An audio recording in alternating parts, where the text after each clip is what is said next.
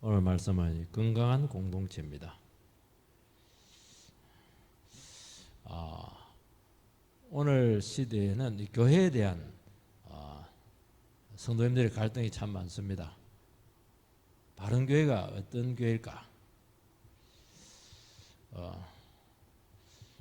교회를 찾지 못해서 많은 어려움을 겪습니다.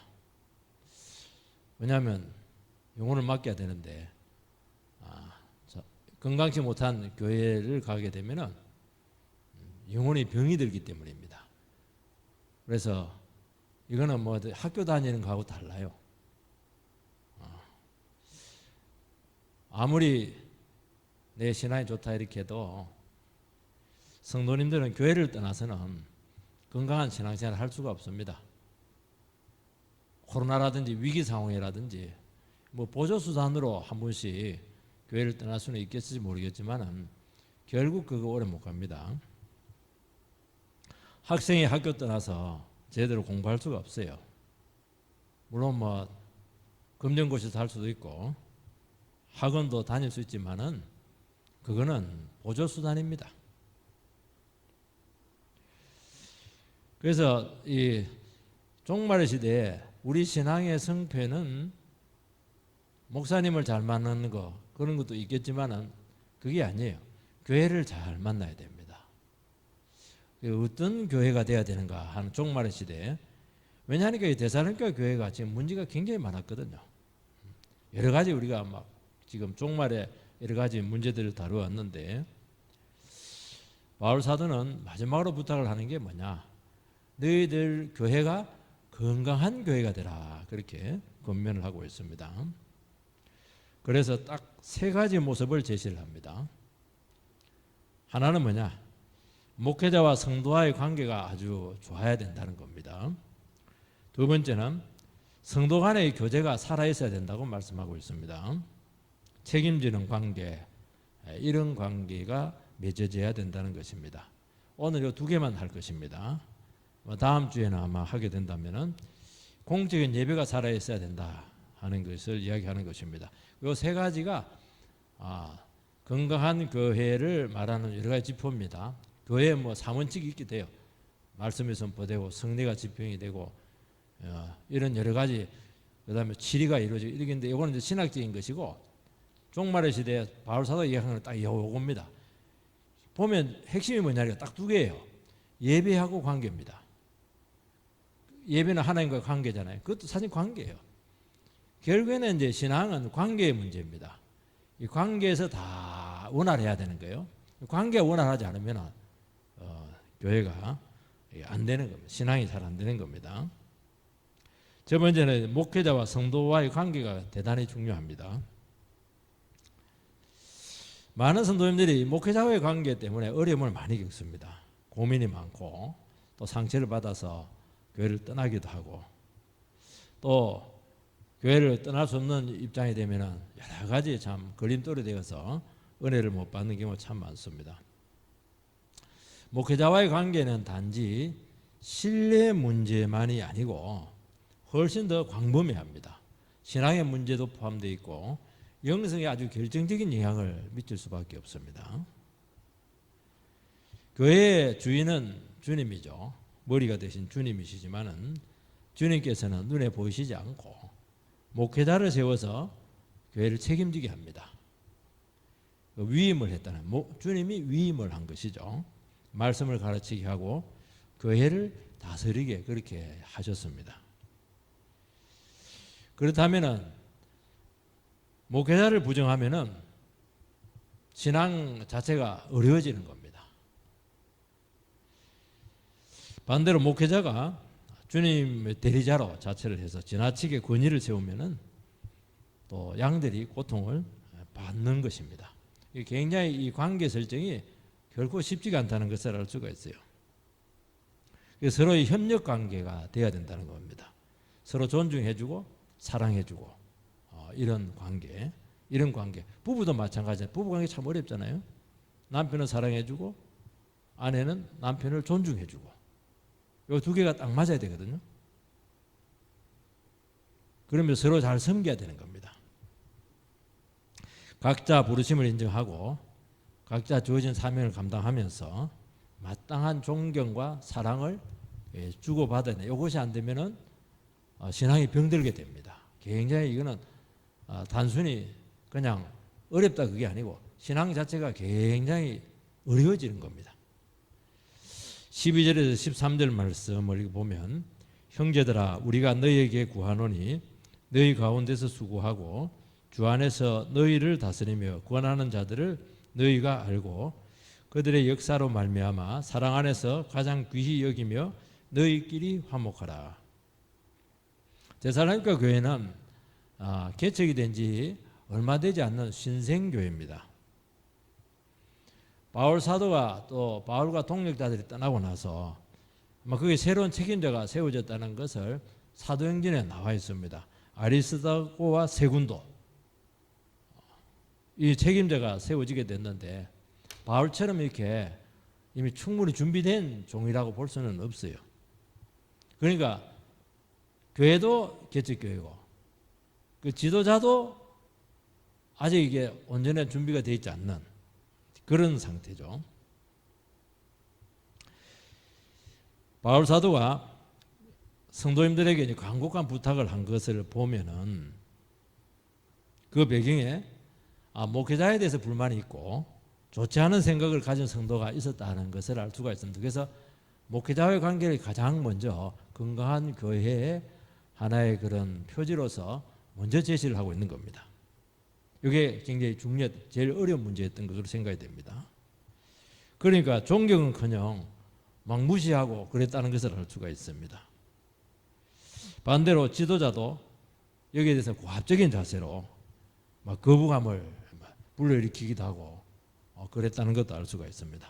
두 가지 다 바르지 못합니다. 무시하고 존중하지 않고 인정하지 않는 것도 잘못되는 것이고 막 고압적인 자세로 막 그렇게 다그치고 그렇게 하는 것도 좋지가 않는 겁니다. 목회자와 성도는 잘 협력을 해서 교회를 같이 세워나가야 됩니다. 그래서 사도는 목회자에 대해서 잘못된 인식을 갖고 있는 그 성도님들을 향해서 또 교회를 향해서 목회자에 대해서 어떤 관점을 가져야 될 것인가 하는 것을 두 가지 길게 하면 세 가지 정도로 이렇게 해서 목회자에 대해서 이런 시각을 가지고 교회 생활을 하라 그렇게 가르치고 있습니다. 첫 번째는 목회자에 대해서 어떻게 생각을 해야 되냐면은 너희들 가운데 수고하는 사람이다 그렇게 말씀하고 있습니다. 12절에 보면 너희 가운데서 수고하고 있다 그렇게 말씀하고 있습니다. 이 수고한다는 것은 애쓴다 그런 뜻도 있겠지만은 단지 목회일을 한다 그게 아니고 원래 뜻은 뭐냐? 일용직 노무자가 건설 현장에서 땀 흘려서 지치도록 일한다. 이게 원래 수고한다. 이 말 뜻에 포함되어 있습니다. 대개 이제 목회자를 생각할 때 성도님들이 주일만 열심히 일하고 주중에는 쉬거나 여유를 부린다. 그렇게 오해를 하시는 분들이 굉장히 많습니다. 목회자의 일은 간단하지가 않습니다. 제일 어려운 게 뭐냐니까 말씀에 대한 문제입니다. 말씀을 준비하고 또 선포하는 일이 이게 사실은 목회 한 3분의 2 이상 거의 한 어떤 분은 자기는 90%까지 하고 10%를 갖고 목회한다 이런 말도 하기도 하는데 각자마다 다를 수가 있지만 이렇든 저렇든지 간에 하나님의 말씀을 맡은 자로서의 부담이 엄청나다는 것입니다. 요거는 완전히 진을 빠지게 합니다. 예. 그리고 주중에 성도를 돌아보고 전도하고 신방하고 상담하고 여러 가지 목회자는 정해진 게 없습니다. 그 주어진 모든 일들에 대해서 행정도 해야 되고 정치도 해야 되고 여러 가지 닥치면 어쩔 수가 없어요. 적은 교회 스스로 도리어 큰 교회가 좋을 수가 있어요. 많이 분업이 되어 있기 때문에 작은 교회는 보면 신생교회 같은 이런 데살로니가 교회 같은 목사가 다 해야 돼요. 운전도 해야 되고 심지어는 다 해야 됩니다. 사무도 봐야 되고 이렇게 하는 겁니다. 영혼을 상대하는 것은 고도의 에너지가 필요합니다. 도리어 월급 주고 이렇게 하세요. 이렇게 하는 것은 계약서상을 하면 되지만 이거는 영혼은 그렇게 간단하게 해야 될 문제가 아닙니다. 그리고 하는 일 자체가 내 이익이나 내 성취를 위해서 하는 것이 아니고 하나님께서 하라고 불렀기 때문입니다. 그러니까 이건 사명감으로 하는 겁니다. 목회를 하고 주의 일을 하고 하나님 나라 일을 하는데 사명감이 일단 빠지게 돼버리면 거기는 아무 열매가 없습니다. 사명감으로 하는 겁니다. 가장 고도의 사명감이 필요한 것입니다. 뭐 보상을 바란다든지 그렇게 한다면은 빨리 그냥 다른 일 하는 게 훨씬 낫습니다. 훨씬 돈 많이 벌고 더 존경받을 수가 있고 명예를 얻을 수가 있습니다. 그래 일의 성격이 굉장히 독특해요. 주의 종이다 이렇게 되는데 예수님을 대신해서 이 성도를 돌보고 섬겨야 됩니다. 그러니까 종은 자기를 위해서 일하지 않고 주인을 위해서 일을 하는 것입니다. 그러니까 양도 내 양이 아니고 주님의 양이죠. 주님의 양을 내가 목종이 되어서 대신 양육하고 키우는 겁니다. 내 걸 만들 수도 없어요. 주님께 그냥 갖다 바치는 겁니다. 그러니까 세상적인 관점에서 보면은 이게 별로 뭐 가치가 없습니다. 돈이 생기는 것도 아니고 명성을 얻는 것도 아니고 사람을 얻는 것도 아닙니다. 내 사람 아니에요. 내 사람 만들면 그거는 주님의 양을 빼앗는 그런 나쁜 겁니다. 그것을 싹군 목자다. 그렇게 하는 것입니다. 그리고 주목을 받아서는 안 되는 겁니다. 그렇지만은 실제 상황에서는 대단히 중요하고 이거는 특권적인 일이죠. 하나님의 말씀을 증거를 하고 죽은 영혼을 살리고 그리고 병든 영혼을 치료하고 하는 것은 사실은 인간이 할 수 있는 최고의 사명입니다. 이게 너무 특별한 거예요. 그래서 이거 자체가 대단한 겁니다. 이게 그 일로 불렀다는 것 자체가 엄청난 겁니다. 너무 존귀하기 때문에 사실은 대가를 지불하는 것도 마땅한 겁니다. 그렇지만 목회자는 목회를 하면서 정체성의 문제로 힘들어할 가능성이 참 많습니다. 왜냐하면 일단 세상적인 것을 추구할 수가 없고 세상적인 만족을 얻을 수가 없습니다. 주님으로부터 위임을 받아서 하는 일이기 때문에 내 것이라고 할 만한 것은 아무것도 없어요. 그렇지만은 슬슬 해야 되느냐? 아닙니다. 고도의 에너지가 필요하고 최선을 다해야 됩니다. 최선을 다해야 돼요. 피를 토하듯이 최선을 다해요. 물론 부족해서 못하는 것은 어쩔 수 없지만은 그런다고 해서 내 거 생기는 것 아니에요. 그리고 남을 행복하게 하고 사라지는 것입니다. 왜냐하면 내가 주인공이 아니기 때문이죠. 영혼들이 힘들어할 때는 보면은 간절한 심정으로 찾아와서 이제 매달립니다. 도와달라고, 가르쳐달라고, 기도해달라고. 그렇게 하면 이제 해결이 돼요.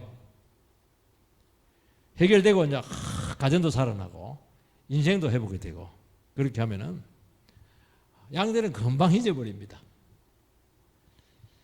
그리고 목회를 하면서 뭘 보느냐 하면은 사람들이 이렇게 바라보면은 우리가 영적으로 문제를 안 보면 세상에서는 막 그 영혼을 통해서 그 사람을 통해서 막 건질고 교제하고 나눌 게 참 많은데 목양을 하고 영적인 교제를 하게 되고 이렇게 하면은 사람 안에 재성을 많이 경험을 하게 됩니다. 점점 기대할 것이 없어요. 다가가면 다가갈수록 실망한 일이 참 많다는 겁니다. 그래서 기대감보다는 도와야 될 책임감이 너무 많은 겁니다. 처음에는 여러 사람들이 오고 이러면 기쁘고 그렇게 할지 모르겠지만 깊이 들어가면 그 한 영혼들이 하나님께서 나에게 목회자에게 우리 각자에게 주신 책임으로 주셨다는 것을 알 수가 있어요. 그걸 또 도외시할 수가 없습니다. 주님께 맡기면 그냥 받아서 하는 거예요. 오게 하시는 분은 목자장 되시는 주님이시거든요. 내가 고를 수가 없어요. 그리고 영혼을 살리는 것이라고 하는 것은 뭐 교육으로 안 됩니다.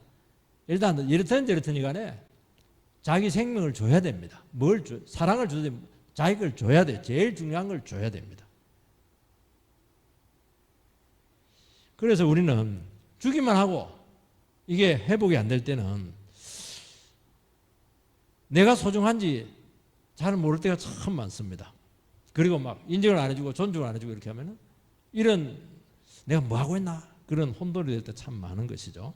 그래서 스스로 마음가짐을 참 잘해야 된다는 것을 알 수가 있습니다. 하나님께서 왜 불렀고 하나님께서 무엇을 하라고 불렀고 이것이 얼마나 귀한 것인가, 영혼을 맡은 것이 얼마나 복된 것인가, 이런 부분에 대해서 끊임없이 주님으로부터 확인이 돼야 된다는 것을 알 수가 있어요. 그래서 오늘 말씀에 보면 뭐라고 되어 있냐니까, 사랑 안에서 가장 귀히 여기고 그렇게 화목하라, 이렇게 말씀을 하고 있는 것입니다. 주의 종의 최고의 기쁨은 뭐냐? 성도님들이 와서 잘해주고 그것도 참 기쁘죠. 좋아해주고 이런 것도 참 기쁠 수가 있어요. 그런데 그것은 오래 못 간다는 걸 너무 잘 알고 있습니다. 사람은 한번 여기 실망하면 아무것도 없어요. 그게 큰 의미가 없습니다. 주의 종에서 최고로 기쁜 것은 뭐냐? 성도님 한 분 한 분들이 이 말씀의 가치를 알고 말씀을 너무 좋아하는 거예요. 그리고 하나님의 말씀에 탁 붙들리는 겁니다. 그러면 이제 야, 내가 정말 목회자로서 정말 내가 주님 앞에 충성되었구나, 그런 것들이 확인이 되는 거예요. 여기는 제일 중요한 거예요. 여기 확인이 안 되면 계속 어려움을 겪게 된다는 것입니다. 그런데 뭐 성도님들이 막 말씀을 소홀히 하고 막 자기 이름을 쫓아가고 막 세상을 막 추구하고 막 말씀을 듣고 이렇게 할 때는 막 그냥 건성으로 하고 막 형식적으로 이렇게 하면 막 굉장히 회의가 들게 되고 지칠 가능성이 참 많은 겁니다. 그러면 정체성이 막 왔다 갔다 하는 거예요. 이게. 두 번째도 되고 세 번째도 될 수가 있어요. 목회자를 볼 때 주 안에서 다스리는 자다, 그리고 권하는 자다, 권면하는 자다, 저는 같이 합쳐버렸습니다. 이 다스린다고 하는 것은 지배하고 군림하는 것이 아니고 온유와 겸손으로 양떼들을 이끌고 지도하는 것입니다. 이 기독교의 리더십은 막 그냥 사람들 권위를 갖고 끌고 가는 것이 아니고 이 섬기면서 감화를 시켜서 영혼들을 데려가야 되는 겁니다. 그러면 목회자가, 지도자가 먼저 섬겨야 돼요. 자기를 줘야 됩니다. 진정성을 확인해 줘야 되는 거예요. 이리 않으면 안 따라옵니다. 사람들이 쉽게 자기 마음을 내놓지 않아요. 절대로 영혼을 열지 않습니다. 왜냐하면 저 사람이 누군지 알고 어떻게 영혼을 맡깁니까? 쏘으면 내만 손해기 때문이죠. 그래서 이 부분이 굉장히 어려운 겁니다. 이 권한다고 하는 것은 가르치고 잘못을 경고를 하고 그리고 막 징계도 하고 이렇게 하는 거예요. 강한 권면입니다. 죄 짓고 있는 사람들에 대해서는 이제 과감하게 권면을 해야 되는 것이죠. 그리 하지 말라고. 이것도 쉽지가 않아요. 권면을 하라 이렇게 되어 있는데 이게 쉽지가 않아요. 사람들은 누구나 마찬가지인 것 같아요. 다스림을 받는 거 굉장히 싫어합니다. 이렇게 하세요, 저렇게 하세요. 안 합니다. 내 생각하고 다르면 절대로 안 합니다. 그리고 권면받고 이렇게 하면 그것은 옳지 않습니다. 그건 끊으세요, 절제하세요, 하지 마세요, 이렇게 하는 걸 막 너무 싫어합니다. 당신이 뭔데 그렇게 하냐고. 내가 하는 걸 지지해주고 막 밀어주고 위로해주고 도와주고 이렇게 해야 되지. 요리하지 마시고 여기 하나님 뜻입니다, 이렇게 해버리면 굉장히 어려움을 겪는다는 것입니다. 사역자는 자기 생각과 자기와의 관계와 주관적인 판단으로 해서는 안 되는 겁니다.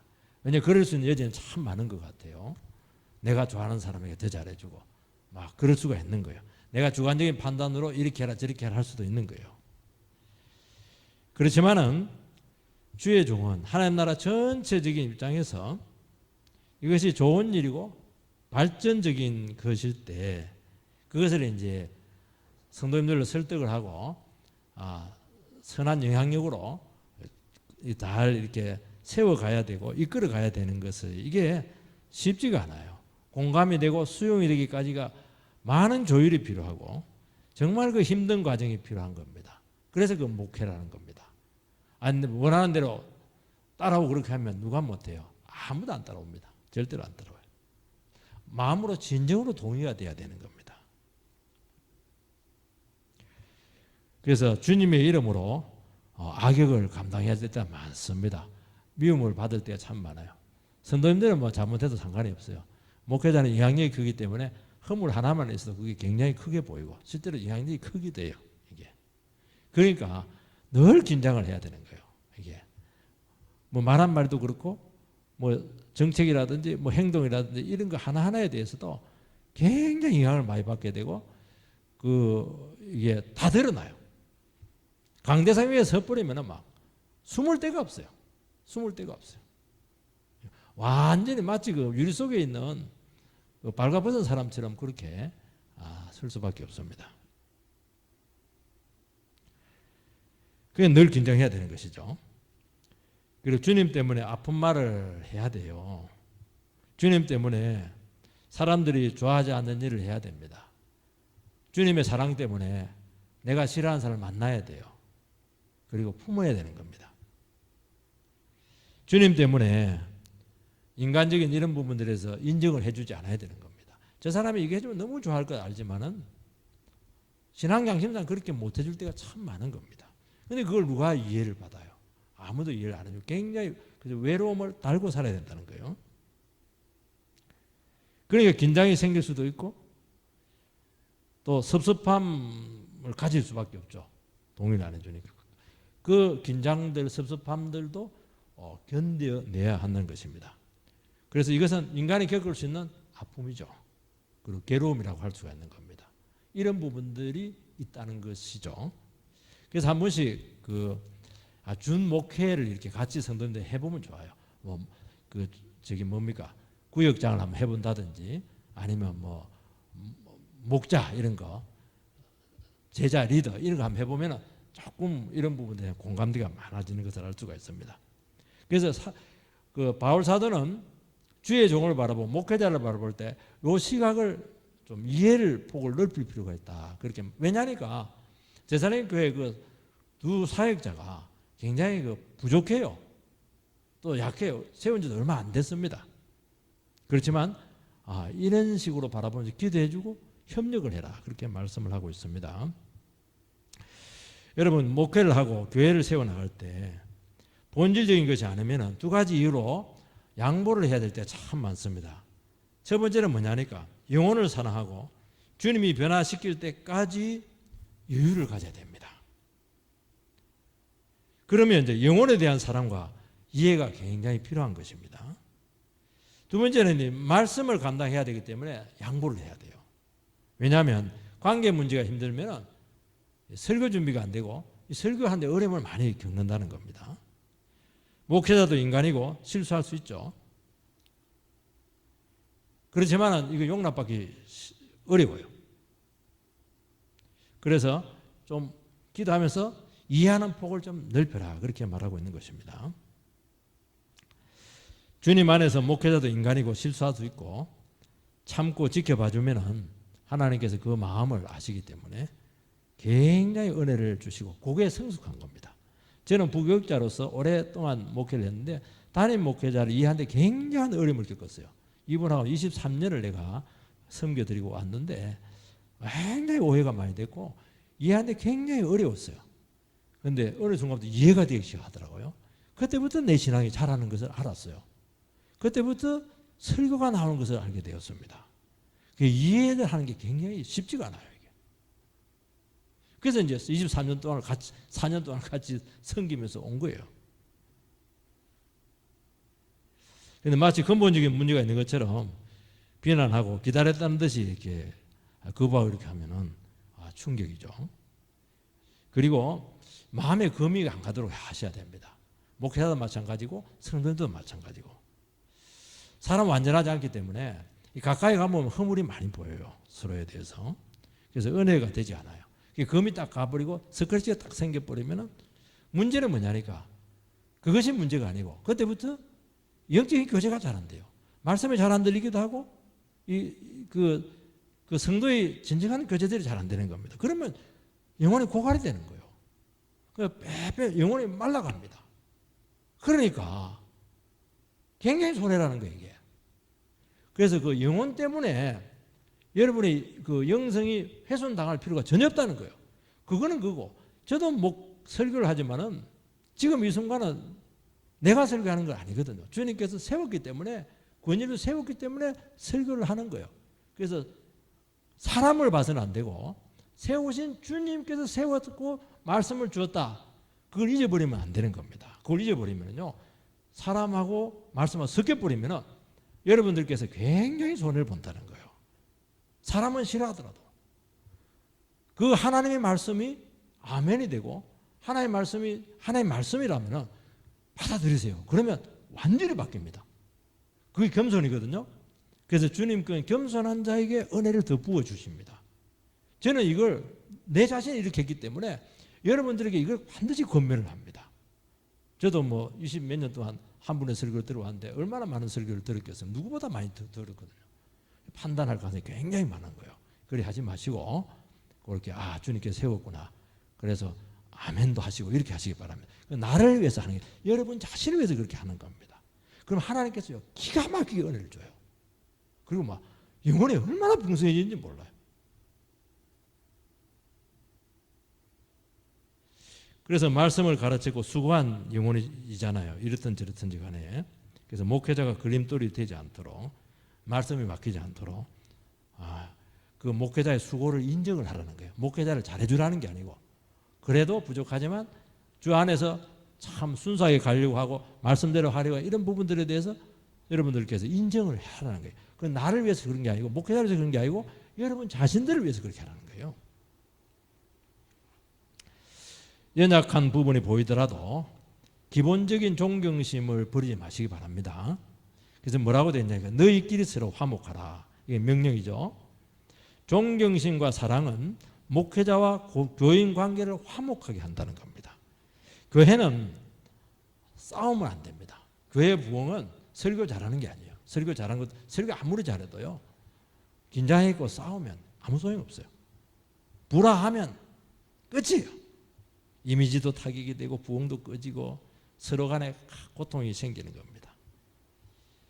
그래서 이것이 가능하려고 하면은 좀 냉정할지 모르겠지만은 인간 중심이 되면 안 되고 하나님의 말씀 중심이 돼야 될 수밖에 없어요. 그래서 주라사나 말씀으로 가는 겁니다.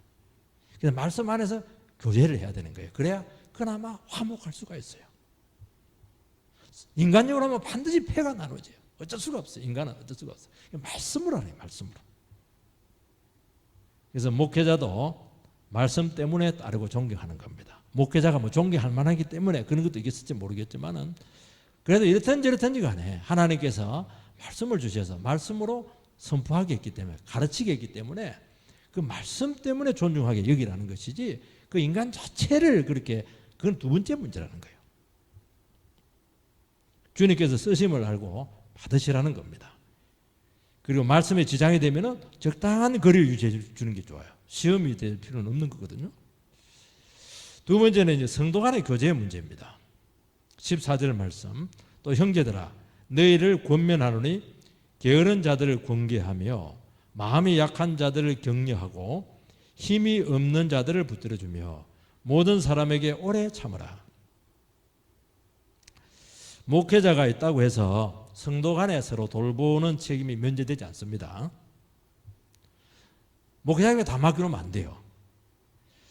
이 교제가 나오는데 이거는 편한 사람끼리 친목도 말하는 게 아닙니다. 그거는 세상이 더 잘해요. 계모임 가면 훨씬 잘해요. 하나님의 말씀을 나누고 진리를 가지고 서로 권면을 하고 약한 자를 붙들어주고 잘못 사는 성도에 대해서 경각심을 주고 정신을 차리게 하고 이런 것들이 교제라는 겁니다. 여러분 함께 이유를 불문하고 함께 모여서 예배를 드리고 있는 그 가족 공동체는 한 가족이에요. 이유 불문하고 직분하고 아무 상관이 없어요. 다른 교회에 있을지라도 그 순간 그 함께 예배드리면 하나님께서 그 몸된 교회 아버지가 되어 주신다는 것입니다. 그러니까 한 지체의 고통은 나머지의 고통이라는 거예요. 한 지체의 죄는 공동체 전체의 어려움을 주는 것입니다. 그러니까 그 영혼이 복되고 잘 되는 것이 내가 복을 받는 거예요. 그 영혼이 시험 들고 어렵고 죄짓고 고집 피우고 이렇게 하는 것은 우리 전체를 어렵게 하는 거예요. 이렇게 피로 연결되어 있다는 거예요. 성령의 교통하심이.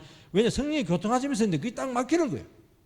그때부터는 모든 것이 불통이에요. 서로도 불통이고 하늘로도 불통이고 아무것도 안 돼요. 사업도 안 돼요. 아무것도 안 돼요, 이게.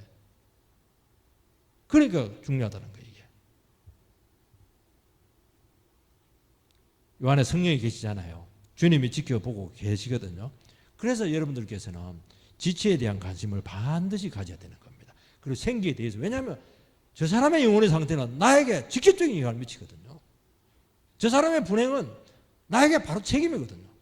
이거. 그래서 예배만 딱 드리고 이런 살아있는 교제를 안 하면 절대로 안 되라고. 아무리 좋은 설교도 상관없어요. 점점 영혼이 말라지는 거예요. 또 우리 머리만 커지고 바리새인이 될 수밖에 없어요. 그래서 말씀 듣고 성도 간의 교제를 반드시 해야 되는 거예요. 첫 번째는 뭐라고 되어 있냐니까 게으른 자를 공개하라 되어 있습니다. 이 과거 성경이 좀 나은 것 같아요. 규모 없는 자다 이렇게 되어 있는데 규모 없다고 하는 건 뭐냐? 나태하다. 군대 용어로 말하면 이제 나고병들. 군대 가면 꼭 고문관이 있어요. 요리하면 막 지는 왼발 들고 이래가지고 온발 왼발 따로 가고 막 꼴통이죠, 꼴통. 그게 때문에 막 계속 얼차례 받아요. 같이 막 단체에 막 기합받고 이렇게 하는 거예요. 질서도 없고 방만하게 막 살아가죠. 일은 하지 않고 막 깨를 살살 부리면서 살아가는 그런 사람들이 있어요. 그 한 사람 때문에 얼차례 받고 막 전체가 고통을 받는 거예요. 힘들어요. 그러니까 게으른 자, 규모가 없는 사람은 약해 빠져서 그런 게 아니고 따듬어지지 않아가지고 자기 멋대로 하는 거예요. 물론 뭐 잘못된 재림신앙 때문에 주님 오시니까 막 일 안 하고 막 그냥 기도만 하고 그렇게 하다 보니까 돈을 안 버니까 다른 지체들에게 짐이 될 수밖에 없어요. 물론 병이 들었다니 일을 못할 사람이면 당연히 그렇게 해야죠. 나이가 또 많이 들었다니 그거는 교회에서 당연히 과부들 이런 분들은 당연히 교회에서 이렇게 기도하고 또 해야죠. 그죠? 얼마든지 건강한데 장애도 없는데 그렇게 하는 것은 얼마나 몇 배로 교회에 짐이 된다는 겁니다. 성도는 뭐냐? 스스로 자기 삶에 대해서 책임을 지는 겁니다. 책임지지 않는 신앙 가짜 아무리 기도 많이 해도 아무 상관없어요. 그거는 신앙이 아니에요. 틀렸어요. 예를 들어 보겠습니다. 규모가 없다 그렇게 되어 있는데 주부가 규모가 없는 주부는 어떤 사람입니까? 남편이 월급을 갖고 오면은 100만 원 가져오면 100만 원 안에서 살아야지. 왜 150만 원을 쓰냐는 거예요. 이게. 삭제하기 때문에 그렇게 하는 거예요. 하나님께서 그 범위 안에 줬으면 그 범위 안에서 살아야죠. 당연히.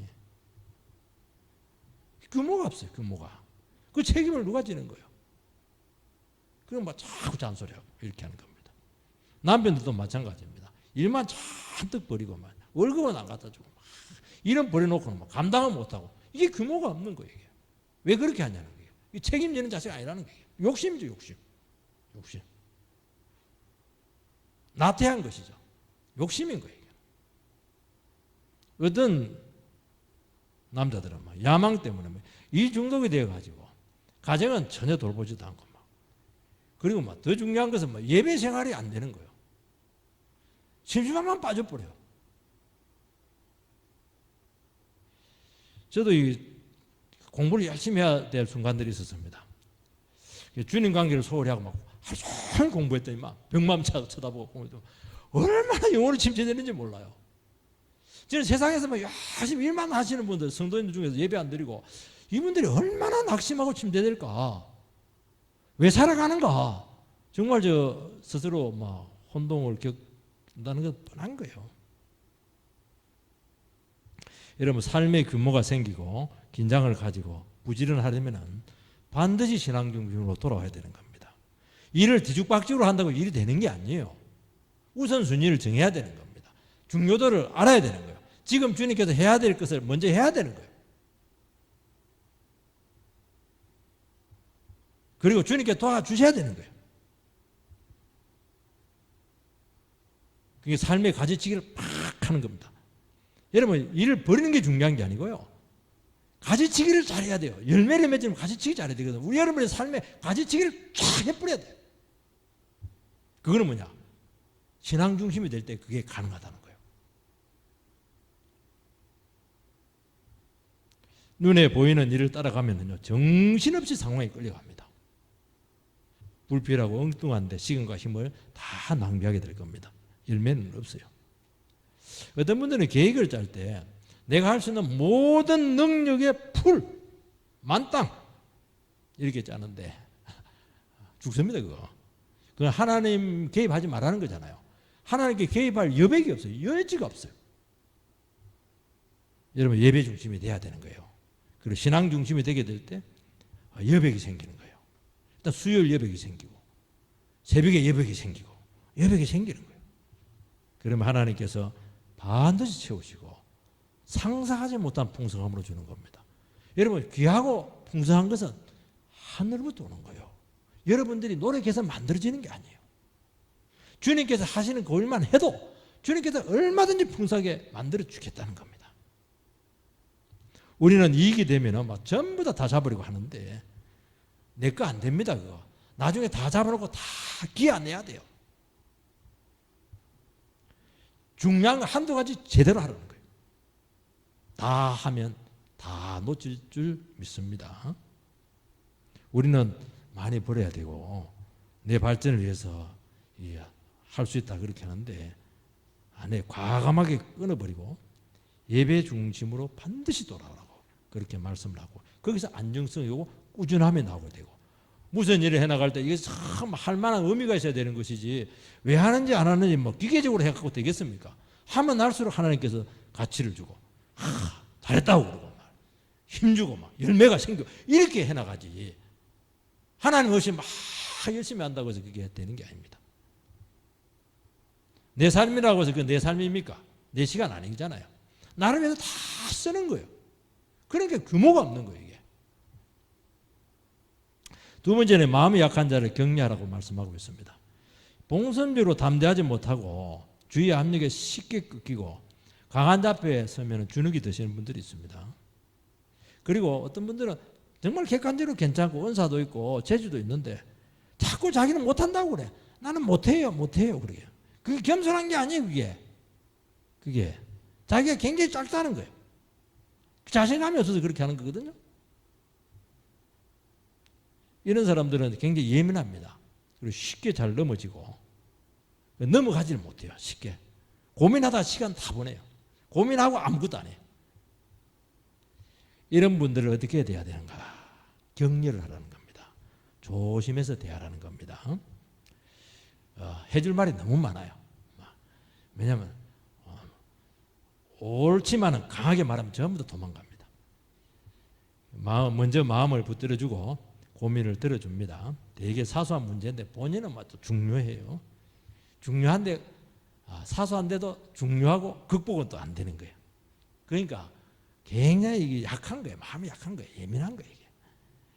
쉽게 마음이 무너지기 때문에 계속 격려를 해줘야 되고 자신감을 찾도록 그의 소중한 모습들을 자꾸 인정을 해줘야 됩니다. 그게 피곤하고 힘들어요. 그러니까 이런 사람들이 많다는 거예요. 교회는 할 말 또 하고 또 하고 또 하고 막 미쳐요. 이거 가족도 아닌데 안 들어주면 또 삐껴버리고 말이지. 그렇지만 공동체가 당신을 그래도 소중하게 여기고 있고 사랑하고 있다는 것을 계속 확인을 시켜주라는 것입니다. 참 놀라워요. 교회는 너무 놀랐습니다. 몇 마디 말에 굉장히 강한 동기가 돼요. 관심 있는 격려가 굉장히 자신감을 가지게 하거든요. 사람들은 자기를 생각하면서 아주 긍정적으로 생각하는 사람이 있지만은 그것도 너무 긍정 생각 좋은 거 아니에요. 너무 자기를 저평가, 고평가하거든요. 객관적인 평가를 잘 못 내립니다. 근데 이런 사람들 자기를 굉장히 저평가를 하거든요. 근데 너는 이래 정말 관심을 가지고 기도하면서 인정을 해주면요. 객관성을 어느 정도 확보를 해요. 그러면서 조금씩 자신감을 가지는 거예요. 세 번째는 힘없는 자를 붙들어 주라고 되어 있습니다. 힘없는 자가 누구냐? 두 가지죠. 육체적으로 약한 분들이에요.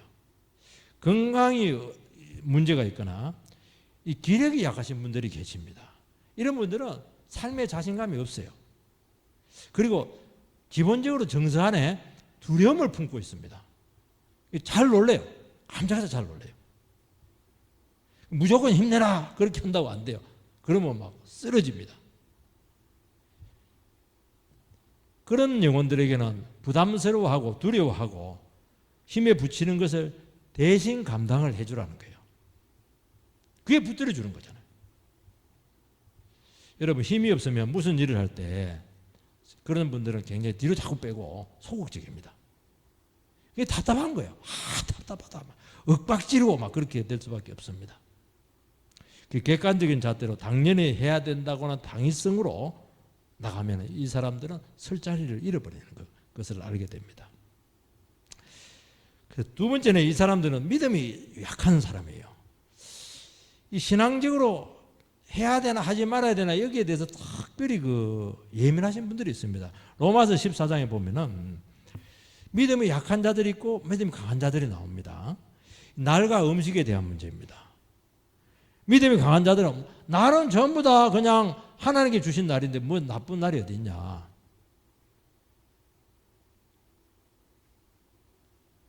음식은 하나님께 주신 것인데 뭘 가리냐. 그런데 믿음이 약한 특히 유대인들이죠. 이 사람들은 뭐 음식을 다 가립니다. 먹을 수 있는 음식, 먹을 수 없는 음식. 그 다음에 우상 숭배했던 그 음식 굉장히 까다로운 거예요. 그런데 이제 믿음이 강한 사람들은 막 약한 사람들을 갖고 막 그냥 너무 예민하다고 믿음도 없다고 막 그렇게 하고 막 정죄하고 판단을 할 가능성이 많다는 겁니다. 약한 자를 위해서 덕을 위해서 가하지만 하지 말라 그렇게 말씀하고 있습니다. 우리 신앙을 가지신 분들 중에 의외로 징크스가 많아요. 그리고 액땜 이런 것들 굉장히 따집니다. 그걸 막 과감하게 떨쳐야 되는 거야. 우리는 빨간 날, 현충일날 이런 데 결혼해버리고 막 그렇게 3.1절날 이때 그냥 해버리고 이렇게 해야 돼요. 특히 뭐 윤달 이럴 때 우리는 뭐 그때 엄청 싸요. 이럴 때 딱 깨뜨리게 만드는 겁니다. 여기 보면 이제 오래 참으라. 그래서 여러분들 성도 간의 교제에서 최고로 중요한 게 뭐냐? 참아야 돼요. 오래 참아줘야 돼요. 못 참아요. 오래 참으라는 거예요. 여기 오래 참으라 이것은 이제 사람에게 사용되는 단어를 이야기합니다. 인내는 좀 달라요. 인내는 이제 상황을 참는 겁니다. 여기서 말하는 오래 참으라 이 단어는 사람을 참아주는 거예요. 공동체에 보면 적응도 못하고 까다로운 영혼들을 참아라는 겁니다. 정말 다루기 어려워요. 요구사항이 너무 많아요. 너무 실망스러운 부분이 많은 분들이 있습니다. 예민해요. 무례해요. 아무 데서나 큰 소리 치고 한번 마이크 잡으면 계속 이야기를 해요. 자기 말만 해요. 참 참기 힘들고 견디기 어렵습니다. 당장 정지해주고 끊고 싶죠. 그러나 교회는 병든 영혼들을 치료하는 곳이죠. 그래서 영혼 치료 기간이 굉장히 길기 때문에 무한히 기다려야 됩니다. 이런 분들 때문에 기도하고 또 자기 자신을 바라보게 되고 막 인내 테스트를 받을 거예요. 당장 끝내고 싶고 저런 사람 없으면 좋겠다. 큰일 납니다. 그렇게 하면 안 돼요. 주님도 우리 보고 막 너 막 말 제대로 안 듣고 이렇게 하는데 너 꺼져버려 이러면 어떻게 하려고 그래요. 네가 헤아리는 대로 내가 헤아려 주겠다 그 말이에요. 내가 다른 사람들을 잘 헤아려 주면은 주님도 너를 헤아려 주겠다는 거예요. 나는 이해를 안 해주고 헤아려 주지 않고 이러면서 판단 내리고 끝내버리고 이렇게 하면서 주님께서 나에게도 헤아려 달라고 다른 사람에게 헤아려 달라고 그건 말이 안 되는 거예요. 내가 자꾸 헤아려 줘야 돼요.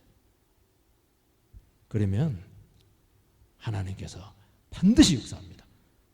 어떻게요? 100% 반드시 영혼 건지는 거잖아요. 이런 문제가 심각한 사람들 건져놓으면 상이 얼마나 큰데요. 우리는 길 것 같은데요. 사실은 내 마음의 준비가 되어 있으면 안 길어져요. 이상하게 쉽게 바뀌어요. 한순간에 바뀐 게 너무 많아요. 그러니까 교회는 기적의 공동체라는 거예요. 그렇게 해서 우리가 주님 안에서 온전히 세워지게 되기를 주의 이름으로 축원드립니다.